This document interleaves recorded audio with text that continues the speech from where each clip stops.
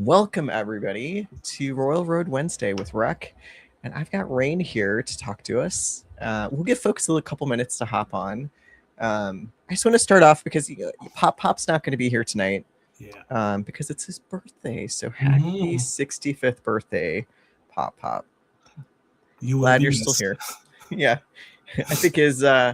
I think Gims drug him out to a movie or dinner or something. So he said he was going to be here for this, and then he said that he had a movie tonight. Mm-hmm. Yeah, which is completely allowed. But happy birthday, Pop. So if you have not sent the man a happy birthday, you should go do that. Yeah. Tonight we're going to be talking about Rain's latest hit. It's called Bone Daddy Goth Mommy.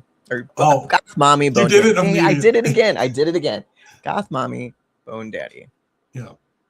Yeah. Hey, Stacy, thanks for joining.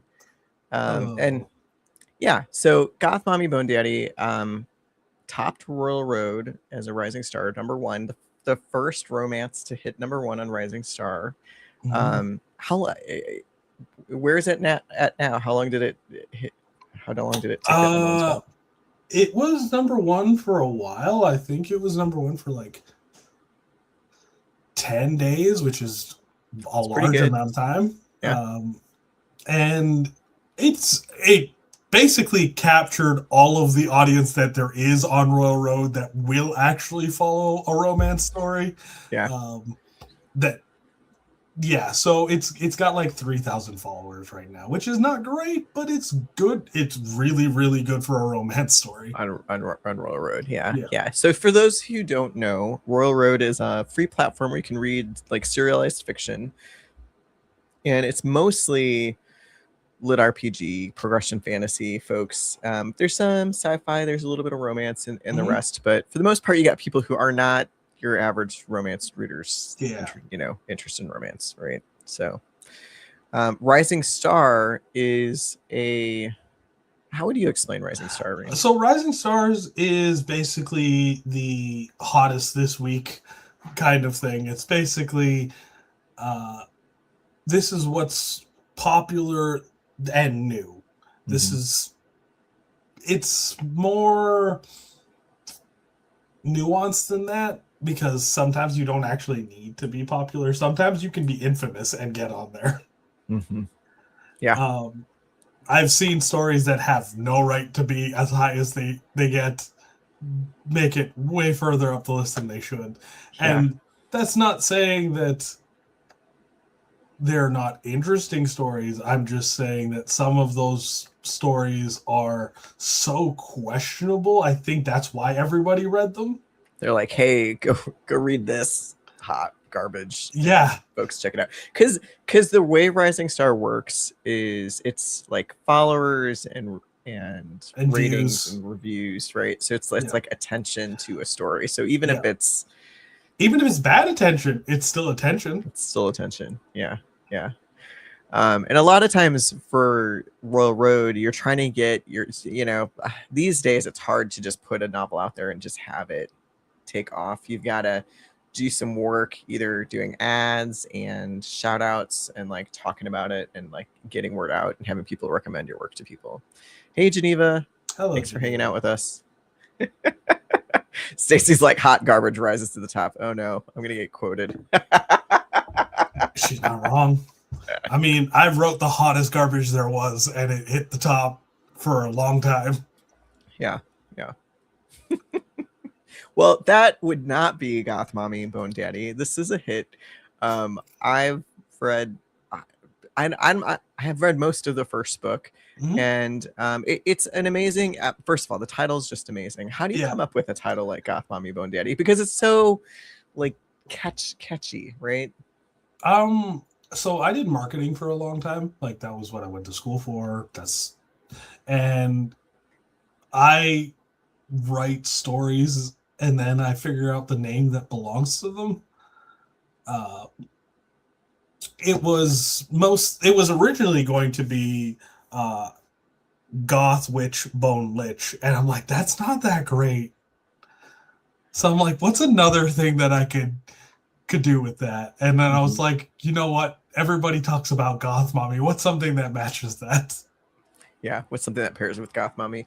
You know, it's funny because I keep trying to switch the title to be Bone Daddy Goth Mommy, and I think it's because the main character is actually like mostly it's from the man's point of view, and so you know, just like in that mode of like, oh, it's about the Bone Daddy. Yeah, but it's more about the fact that they're together than than just him alone, because he wouldn't really have a story if she wasn't in it. Yeah. I mean, there'd be a story about a horse, but there would be a story about a horse. It would be a much sadder story. I'm not gonna lie, they would both probably die very quickly if that was the case. Yeah, probably. Yeah. So I'm going to be honest. When I first picked it up, I wasn't sure where it was going to go. When we did our first interview, Pop, I think, was like, "Hey, Reck, I've got this book that we're going to read. We're going to do it for the Reck and Pop show." And I was like, "Oh, what's it called?" And it was like Goth Mommy Bone Daddy. I'm like, "Okay, Pop. You know, sometimes."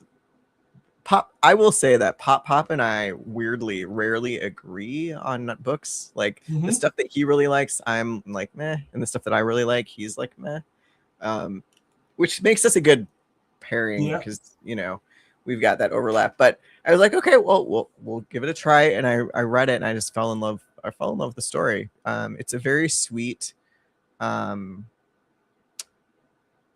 of cozy romance with some humor. It's all the things that you want in like a cozy romance. At first I was like, is this going to be like a necromantic erotica story? He's not a necromancer. Correct. He is not. No. So, but you know, there was, you know, when you look at a title like that, you're like, okay, you got all these assumptions. And then when I started reading, I just fell in love with the story. It's adorable.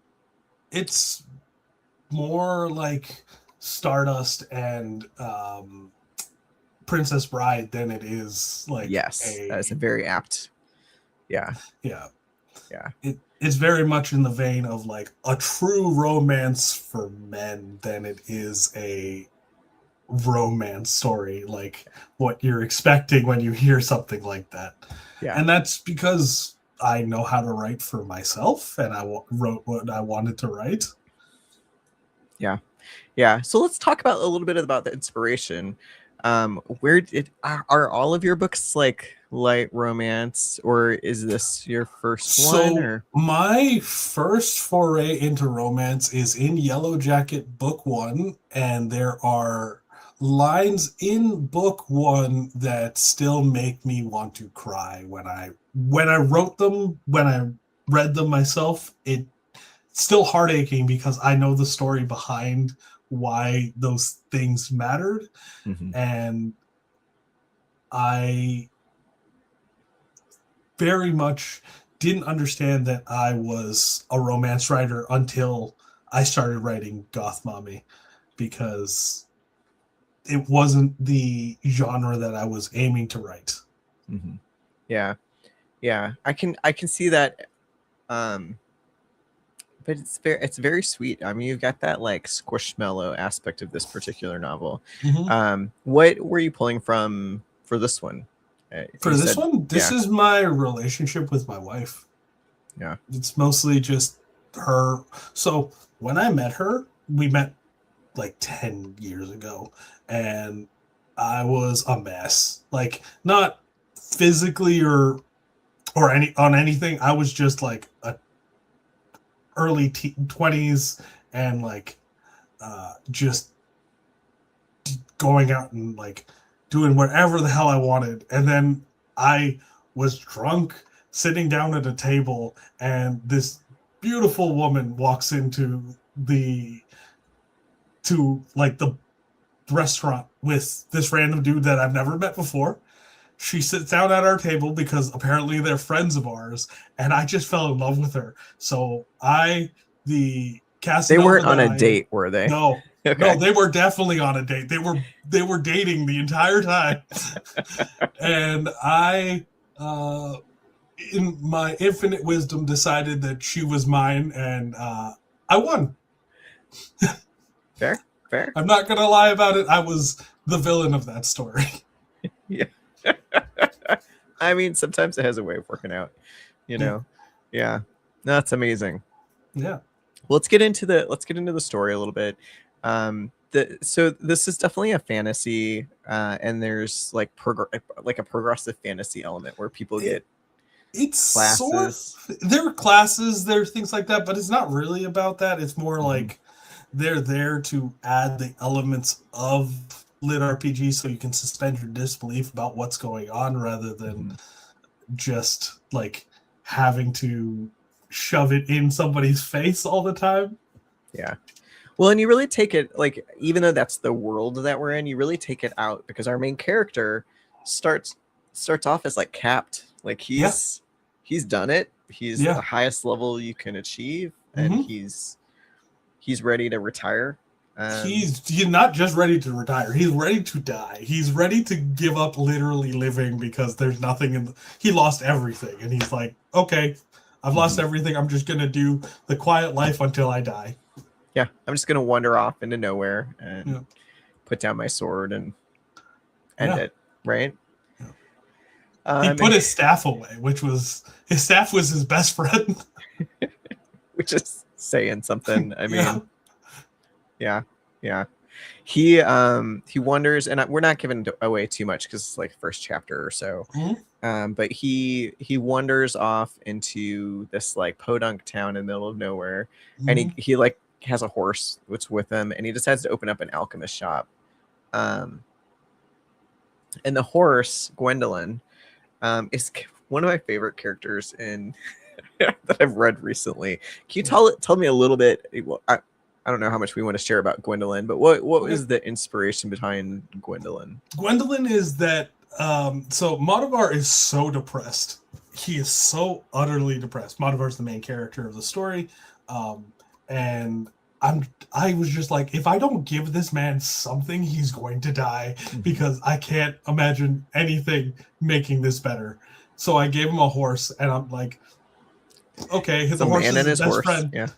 The horse is his best friend. Why is the horse his best friend? The horse is the only thing that is around him. And I just made the horse smart by eating all of his stuff. Yeah. So she gains sentience, and she's got this like, I don't know, like a kind of sassy cat sort of personality. She's smarter than everyone, and she knows it. And it's just like, and the thing is, she can't say anything because the audience doesn't understand what she's saying. So in every one of my stories, I have a character that the audience cannot understand, but all of the characters can, because it's really fun to have a character that I understand and I can say whatever I want with, and nobody else will. But Gwendolyn is the most prominent version of this trope that I feel like I've made up, because I don't know of any stories where there's just like a character that's made to not be for the audience but for the characters themselves. And so she is very sweet, and she's very charming because she's like a daughter to him, and there's a very specific reason I choose those words. And he's basically raising this little monster horse. She's very, very smart, but she's also just kind of a kid, right? Yeah. And so she's bratty and a know-it-all. Yep. And then she has meltdowns because she's a child and she figures out real things, and it's like, oh no, the whole world is coming apart because I had an emotion. Yep. Yeah, she's a hoot. And she's, I think, also one of the like more fun traits about her is that she's also a glutton. Yeah, because she's she eats so much of his stuff that he's basically starving. And he's like, I just accept this. Yeah. Yeah, she literally like eats him out of his shop. Stacy, I will not be at Lit RPG Con this year. mostly because I have a very small son and I am a brand new author who is still trying to make his way in the world. Yeah. I'm hoping we can rein him in for next year. Yeah. Get you to come south. Apparently there's a whole Pop-Up wanted to start a GoFundMe for that, and I was like, okay, I'll take a ticket if I'm not having to pay for it. Yeah. But yeah, unfortunately, otherwise we would wrangle you into the I'm on an animal companion workshop with a bunch of authors. You should meet all of my other animal companions. Mm-hmm. So I have in Yellow Jacket, there is a ferret who is a mean drunk. She's a very adorable ferret, and then she's like, when she gets drunk, she is the cattiest bitch you will ever meet. Mm-hmm. Like, she's so mean that they made a rule around not letting her drink. And they break it all the time, and she beats the shit out of people. Sounds about right. In I Cast Fists, there is a turtle. He is like a sagely little like oogway of a turtle for no reason. And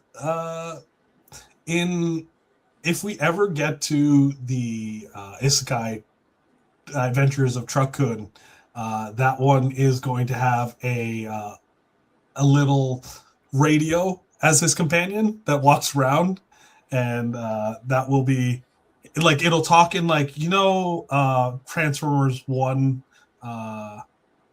the Bumblebee's like radio speak. Yes, yeah. So it'll be like that, where he can only talk in radio talk. I love it. Yeah. So it sounds like one of the tropes that you love is the animal companion trope.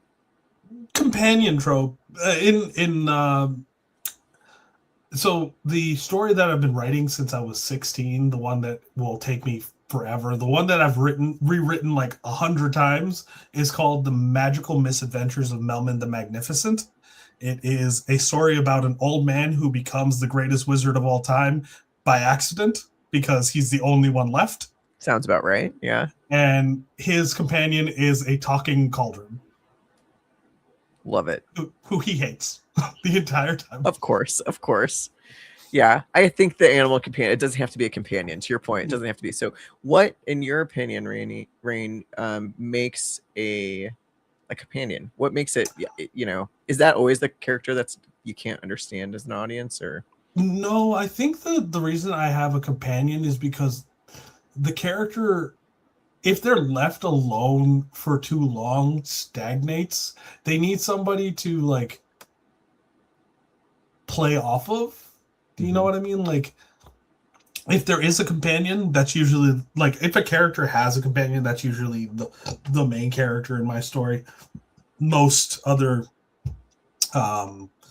people may have like companions, but they won't be talked about in the same way. And in Yellow Jacket, there's two companions. Like I don't think that having a single companion is all that you need, but I think a companion is someone who you can play off of. Yeah. I once talked to Shammy Stovall about animal companions, and she said that the animal companion really helps humanize your main character. And that, I think it's important what you said about that reflection back to them. You can show progress. You don't have to have them just alone. They have somebody they can like narratively talk to. If you had a book where you had like a party that stayed together for the most part and your main character wasn't alone, do you think you would still include a companion character? So I'm not. In I Cast Fist, there is a party. That's the whole, like, the story is about him, the main character, and his party. There will be separations and stuff like that, but there's still an animal companion because I want someone who, if he somehow gets lost, that companion will be with him. Like, he's never truly alone, because being alone is how, like, quests fail, in my opinion. You split the party too much, then something bad happens. I'm writing that down. Being alone is how quests fail. Yeah. Well, that's how I see it. You can solo a quest too, but yeah, it's not as fun. No, not nearly as fun. No. All right, so we haven't talked about the Goth Mommy of the equation. Okay. Yeah, Belladonna. So she is also a lonely. She's lonely. She's lonely, but not for the same reasons that Modivar is. She's lonely because she has no challenge. Everybody respects her. Everyone wants to be her. Everyone wants her. And that makes her lonely because there's nobody who wants to be beside her. Yeah. She's the biggest fish in her fairly small pond. Yeah.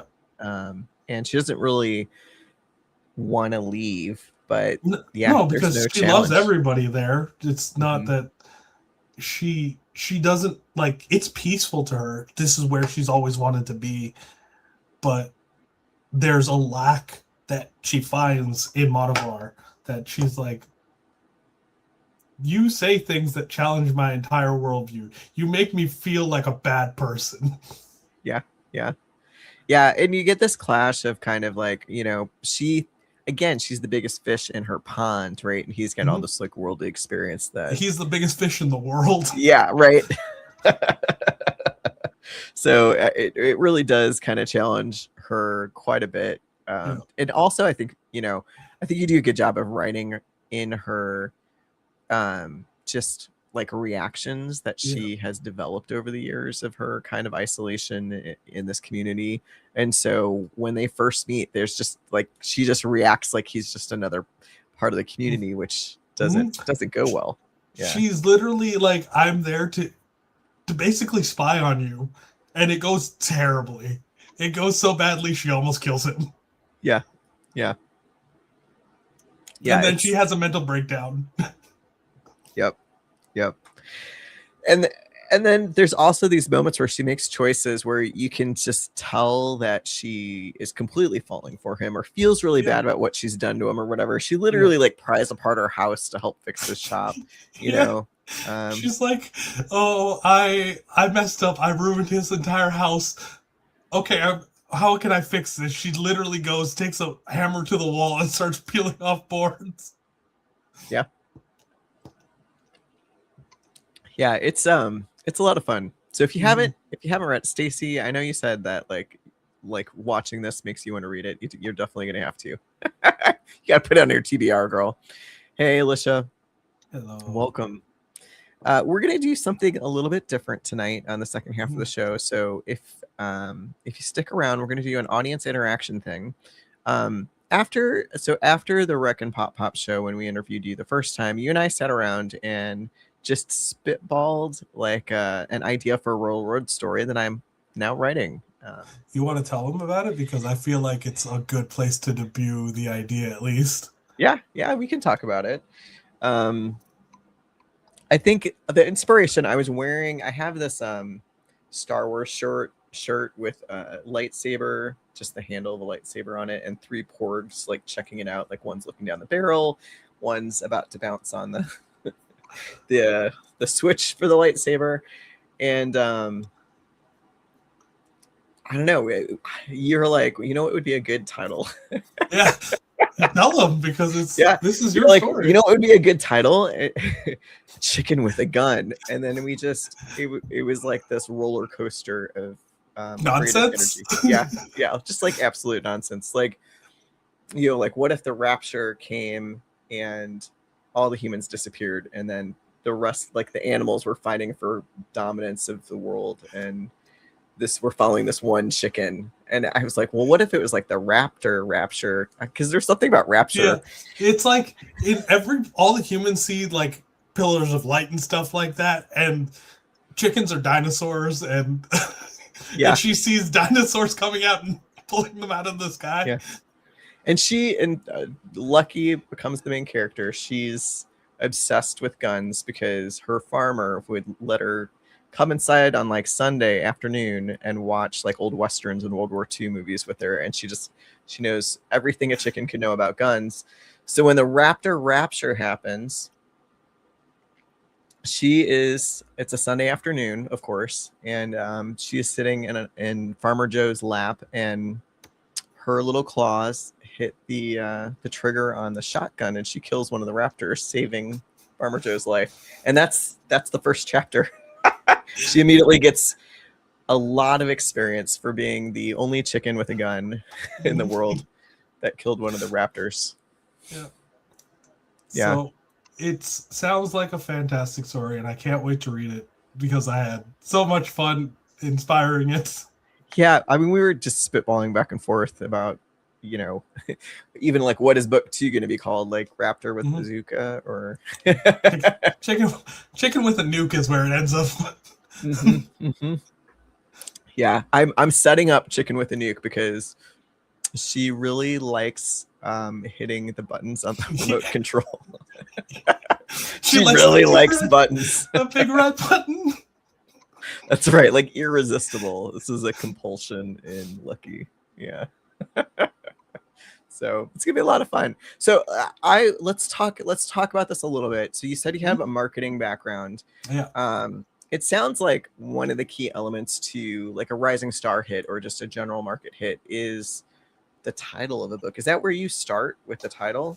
So I start with the concept for the story, and then I'll write the title that fits the story best, in my opinion. However, for like Yellow Jacket, that was complete opposite. I started by seeing a literal Yellow Jacket, which is a North American like wasp that's floating around in the middle of the rain. Evil wasp, but that can sting you like a dozen of times. They're defensive, so as long as you don't attack or get in their peripheries that they expect you to attack, they will leave you alone. Yeah. But yeah, so the main character of that series is a Yellow Jacket in spirit. He is literally a creature that is walking around in the rain, and he is not afraid because he's wearing a bright yellow jacket. He's tiny compared to everybody else, and everyone is terrified of him. Sounds about right for a Yellow Jacket. Yeah. And in I Cast Fist, I actually figured out the title first, and then I started writing the story. It was why would a wizard ever cast fist? You know the meme where it's like I cast punch, I cast fist for D&D. And I was just like, why would he do that?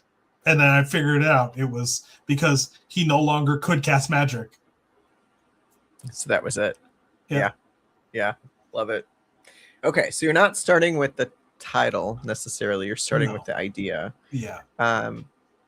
And it's interesting because when we went through this like Chicken with a Gun creation with me, we'd been talking for a little bit, and you're trying to hit on with me like, okay, what do you like writing? And we ended up with like absurdist humor, which is kind of my shtick.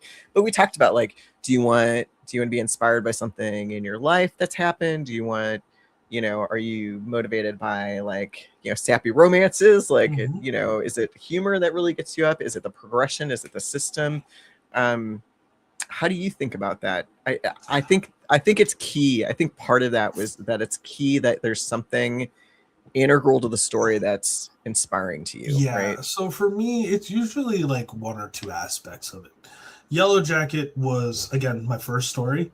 It was the most like, this is the story I'm going to write, because the moment I saw that, and I was reading Row Road at the time, I'd never done anything like this before.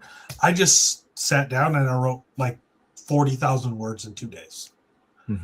And it was the write-a-thon, so I threw it out there. And I hit Rising Stars, and I was like, what the hell is Rising Stars? Yeah. And how long ago was that? That was last year. That was not too long ago. Goth Mommy Bone Daddy hit #1 when I hit 1 year on Royal Road. Royal Road. Yeah. Okay. So in general, you're a newer author to Royal Road. It's not like you've been on there for a half a decade or whatever. Yeah. So what are we doing now? Yeah, so we were talking about something that's something inspiring or something that you want to write. So you've got to have that energy of, I'm going to write 40,000 words in a couple days. It's not always that way for Goth Mommy Bone Daddy. I figured out the concept before I started writing anything, mostly because I knew there was a market for it. Like I needed to. I talked about this story for a while because there was, and there still is, a market that just isn't tapped into, and it's the romance lit RPG. It's a thing that if you're in any of the author communities, you'll find out that it should have been a thing. It should be a thing. Yeah. Romance is the biggest genre in existence, and it's everywhere. But for some reason, it's not in lit RPG in a way that's like, that's the dominant genre, and lit RPG is the subgenre. In this case, I spent weeks seeing if there was anything like it at all. And when I found out there wasn't, I just started spitballing ideas because someone was going to write it, and it might as well have been me. Yeah. Yeah. There's a gap here, right? Mm-hmm. Yeah. 100%. Okay. But there's a gap. You're writing for a thing, but you're also basing it off of your own relationship, something that is like, heartfelt and centered for you, right? Yeah. I don't think I could write without having my life influence the story, because that's all I know. Okay, so audience, what I want you to do is let's maybe create an idea of a story together. So if you're not, I know Stacy, you're by your keyboard at least, but Stacy, Al, Alicia, whoever's still on with us, let's create a story together. What do we want to start with? Maybe a genre? Sure. Yeah. So what kind of genres are you guys interested in? I'm assuming if you're here, probably some lit RPG, but Alicia, you're a mystery writer. Go ahead and put in the chat, what kind of genres are you guys interested in?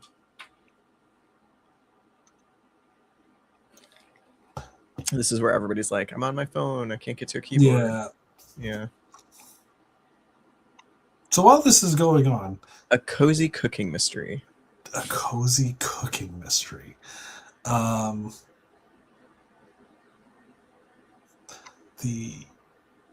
am I going with spam? Like something with spam. The mystery is what is in the mystery meat. It's called the mystery meat. Al says lit RPG, so we've got to have some lit RPG elements. We're going to do a mashup here. Yeah, so it's a lit RPG where the main character is trying to find out what the mystery meat is. I got it. Okay, so there is a universal giant buffet that every alien in the world or universe can go to, and this guy is starting out as like a fry cook or something like that, and he's flipping the burger, and the burger attacks him, and he's like, what the hell is in this mystery meat? And so he's on a quest to figure out what the mystery meat is. We go from there. He gets progressively dumber weapons, by the way. I assume that your class is like a chef class of some sort, and he starts off with a spatula, and then it's like a fry cook, and somehow he ends up getting demoted, and it's like a soup spoon that he has to kill things with. I think he gets a spatula and the burger squisher as his shield, right? Yeah. I don't know what those are called. Yeah, burger press, I think. Yeah, burger press. Stacy says his sidekick is a sentient dumpling. Yeah. His name is Juan and last name Ton. He has he has to fight head crabs for the crab legs and stuff like that. Things like all of those horrible monster eldritch things. He's gotta have Cthulhu calamari and things like that he has to fight.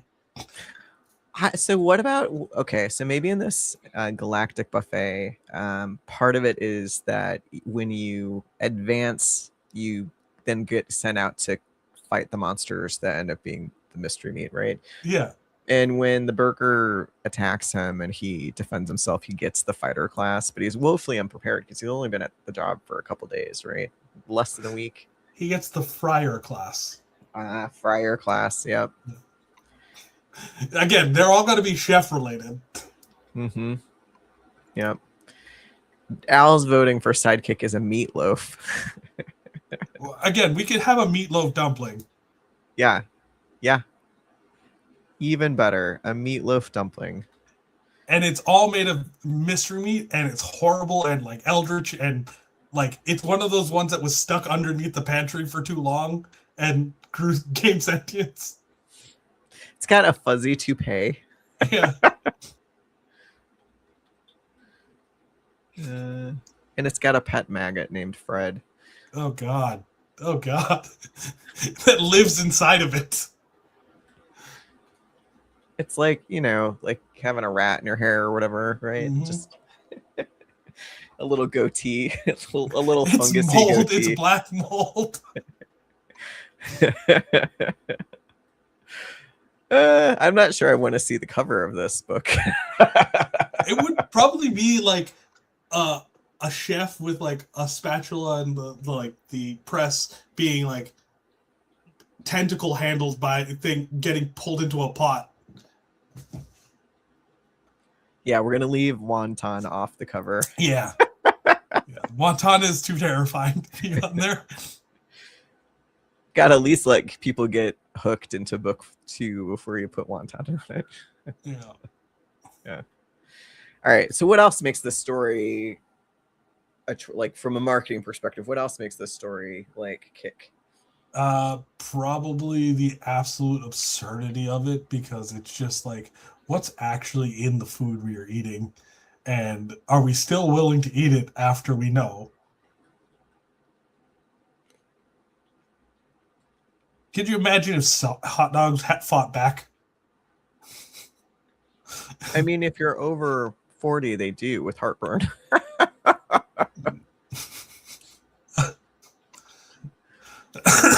I think the food's gotta give you like buffs, right? Yeah. That, you know, the more mysterious it is, the bigger the buff generally, because it's maybe eldritch meat, you know. Yeah. The end of it is becoming a culinary god. Mm-hmm. You can cook anything. It's like Nirvana, but for food. Foodvana.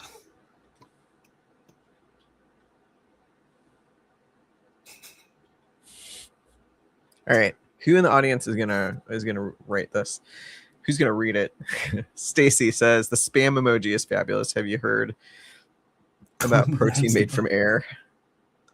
We don't want to know what the sauces are made of. They always tell you don't actually want to know that. Yeah. The sauces are the real mystery, but everybody is focused on the meat. Everybody's like, don't do it. It's not worth it. Mm-hmm. There's like a really weird guy in the kitchen that is mixing sauces all the time, and you know, he doesn't speak. He's just got like the one like glass eye, and it's always like rolling around. Mm-hmm. Yeah, it falls into the sauce a couple times. Yeah, he's got like a fluffy wild beard, and there's just bits of sauce in the beard. And you're like, is the sauce coming from him? Yeah. Alicia's like Gordon Ramsay buffs. Mm-hmm. Yeah. What would be the first? So the first quest would be going after an eldritch with his little burger press and his spatula. I think it'd be like an eldritch hot dog or something like that. Just something like tiny but terrifying. What do they call them? Shuggoths? Or like the slime things that are all horrible monster. He's got to make mystery meat Shuggoth to hot dogs.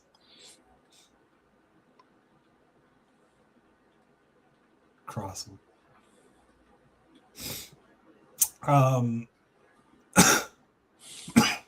I'm just trying to figure out, like, would he have a party? He'd probably have like a team, right? Like,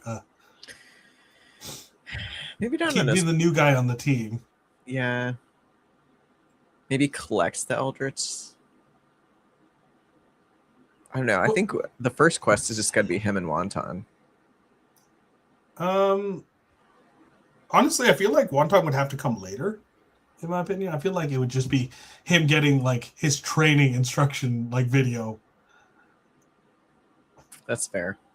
Like a little tutorial. Yeah. To quest for the Eldritch hot dog. Yeah. Or head crabs. We could probably do head crabs. That would be easy. Just like, you got to go in this mystery cave over here, and you got to get the crab legs. Why are crabs in a cave? They're cave crabs. They don't explain anything. They just send them in there. He sees all of the other like failed like job applicants are just lying there. Like, clearly they have been eaten by these things. You just gotta like wade through the gristle of the failed job applicants. And he like progressively gets more horrified. It goes on, and he's like, "Oh, there's eggs here? Why are there eggs here?"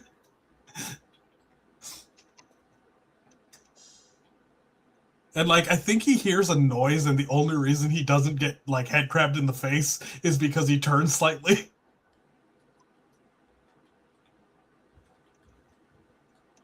Yeah. It just says he had to fix the ice cream machine. That's got to be... That's like a top tier quest. Yeah. That's a whole other world. Yeah, that's like the frozen tundra world. Yeah. Then he has to like wade through. There's like frozen bodies. Again, like everybody fails all of these quests. Like all the other, like there are tons of just dead bodies. People apply to this place because I actually have no idea. It barely is power or something like that. The culinary world of power. Mm-hmm. And he's like, he's got nothing to lose. Al says things have been on the buffet line too long. That is how they become sentient. Mm-hmm. Yeah. Hey, have you ever watched the like children's show Dinosaurs? No. So there was an episode of that show called When Good Food Goes Bad, and it's about sentient food that like basically is a bunch of pirates, and they come in and they raid the house. And there you go. That's one way to convince your kids not to, eat the 3-month-old spaghetti. Yeah, that show is fantastic. Yeah. I think. Yeah. Go ahead. Oh, sorry. There's probably like got to be like a really overpowered janitor character. Like the Gandalf is a janitor. Mm-hmm. Yeah, because when the buffet food goes, bad. Yeah. He got to fight it all.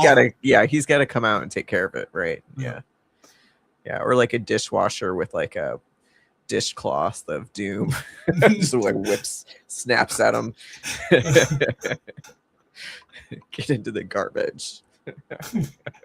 Yeah, he's just like a staff master, and he uses his mop to kill everything. 100%. Yeah, which may have been like early on. Like an early applicant doesn't know the janitors anything, and everybody else is afraid of him. And our main character just happens to be really nice to the janitor on his first day, and they become friends. Yep. Slime covered salad. Why wouldn't we just call it Jello? It's a Jello salad. Yeah. Yeah, it's got pineapple in it.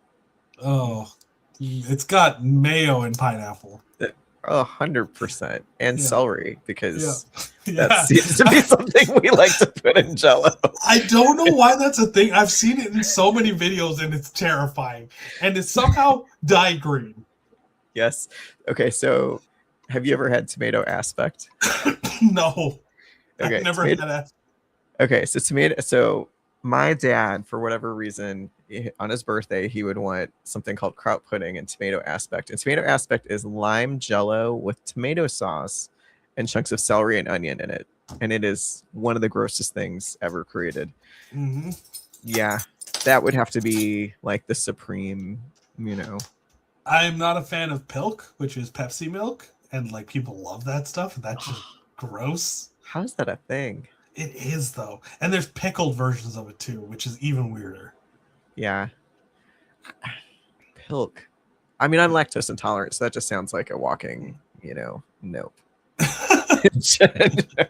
My spouse. They still remember eating tomato aspect the first time. My mom accidentally grabbed Jello. It was lime pudding instead of lime Jello, so it had the consistency of snot. It was. That's I was like, we were all like, you do not. This is not. This is like maybe a worse version if such a thing exists. And yeah, and you still ate it. That's the thing. Like, why would you try that? True love, right? Yeah. True love for me is telling them no. I told them they didn't have to. I'm just being clear here. Stacy's like, I gotta clean the deep fryer, but what lurks in the depths? Yeah, that would be a high level quest too. Yeah, there's so many quests. Like every single one of the they're basically worlds that they have to walk into, right? Like the deep freeze is a full on like tundra. The fryer is like a volcanoscape.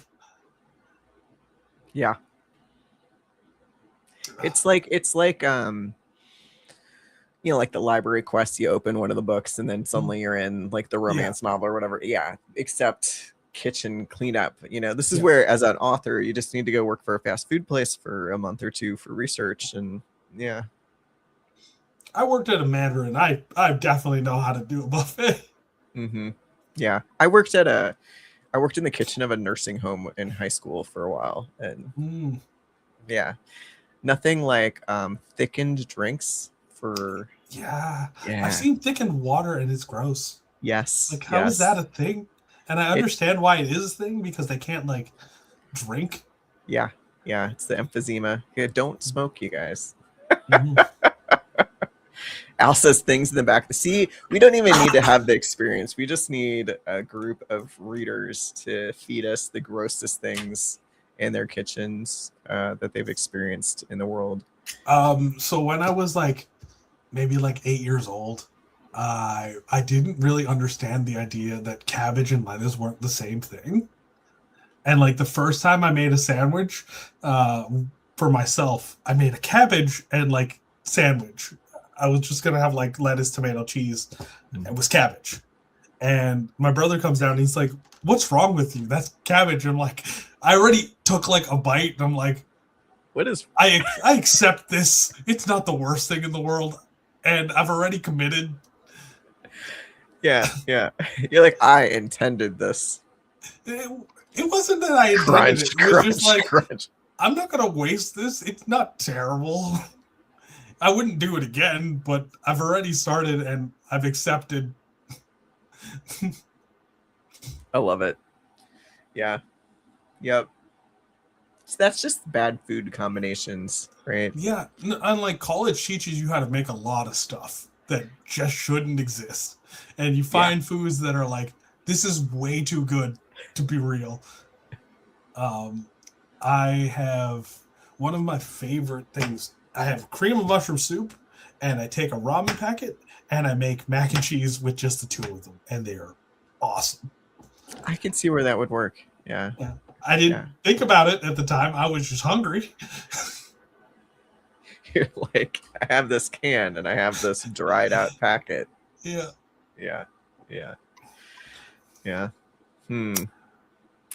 All right. I think we've covered a little bit of ground on this. Who would read Mystery Meat if that was a lit RPG? Weirdos, cozy? Crazy, insane weirdos. Yeah. We're not even gonna say this is not making it to Rising Stars, but this is a story that I would read at least once. Yeah. Probably not annually or anything, but at least once. Yeah. Al says butter on bologna sandwich was something my grandma made. Yeah. That seems normal compared to what we've been talking about, though. Yeah. Well, and then there's this stuff like you go to, my friends in Ireland, they put chips, they put like red onion chips on buttered bread, and we'll eat that as a crisp sandwich. And it is actually delicious, but like it's a college thing, right? Like you just never do that mashup. Yeah. Like one of my favorite college things was you got the dollar pizza and you put chips on it. Yeah. And that was good. It was great. I would never do that again because it would give me a heart attack. Right. Yeah. It's the I think there's got to be something about like as you age, these quests are harder. Maybe that's why they send the kid out there, because I don't know if you remember this, but like the double down was a thing. Like what was it? The double down, it was like 2 chicken pieces from KFC with like cheese, and like it was just chicken. But yeah, it was like chicken as buns, right? Yeah. Then there was another thing that like Krispy Kreme did, where they made a Krispy Kreme burger, and the Krispy Kreme burger is crack. It is so good. It's unbelievable how something can be that disgustingly good. Yeah. It's like losing 10 years of your life and you're willing to do it. You're like, yeah, sign me up. Yeah. Yeah, we all become Gwendolyn's. Yeah. Mm-hmm. There is a God, what are they? What is Crispy Co? It's like a Korean fried chicken place here where I'm at, and they have this thing called, it's literally called a guilty pleasure. It's the name of it. And it's like you get like fries and fried chicken, and then it's like slaw and like gochujang sauce and like some I mean, it's like the best thing ever. And I have probably lost a couple years of my life from eating that. So there is a place that Korean food's awesome. Korean food's probably some of my favorite kind of food. There's a place that sells Korean potatoes, like garlic potatoes, where they're basically like, creme brulee, like that layer of sugar that's on top of them, but every one of these potatoes is covered in them, and they're so soft and like fluffy on the inside that it's just like, I'm going to die just in heaven, but I'll do it eating these things. Yeah 100%. Bacon, room temperature bacon grease, that's rough. Ugh. Yeah, no. Ugh. I mean, I can see where if it had some of the bacon flavor, but yeah, no. But that's just eating like lard. Yeah, it is. But bacon flavored lard, at least. Okay, so we only weirdly, this is how it happens with you and I. We get talking, and then suddenly time vanishes. Yeah. Have you been reading anything that you would recommend to other folks, Reigny? I'm currently doing. Which one am I doing? Give me a second. I have it on my phone. I am currently in the middle of Primal Hunter because Primal Hunter came out. Because everybody is, yeah. I'm doing Sea Mage by Terry Mancor, which is the Spellmonger series.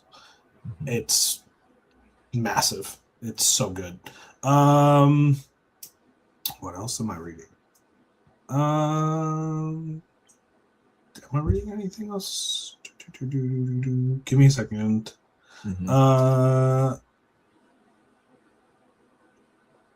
I am doing the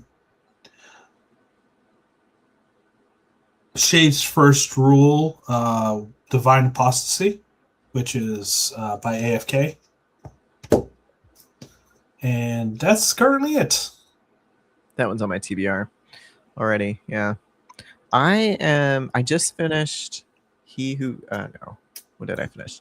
I finished I'm Not the Hero 5, which I got a pre-copy out thanks to Tommy. And yeah, you guys are gonna be so mad when you get to the end of 5.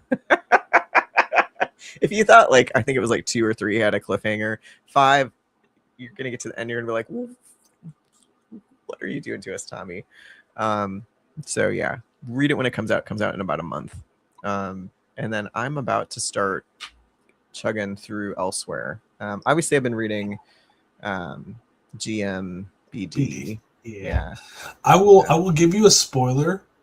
It's not that big of a spoiler. I'm pretty sure everybody knows this. But the last like real moment in the book is a dick joke. I mean, I approve of this. Yeah. Yeah. That was the other thing about like the absurdist humor thing. Obviously Richard the Banana Slug is a bit of a dick joke, right? But also we in a Chicken with a Gun, we've got a cock that hangs around, as well as a few other hidden gems in there. So yeah. There's a lot of dick jokes you can have with animals, especially when the animals are named after dick jokes. Just, how far have you read in Goth Mommy, by the way? I don't know. Let me look it up on my phone. Give me a second. No worries. Because I want to give you, I want to talk about one of those dick jokes that is just so, it made me so proud of myself. I think they're like at her house. I'm in like the late 30s. Like they just got done like raising her dead parents. Okay. Little spoilers here, but nothing. Yeah.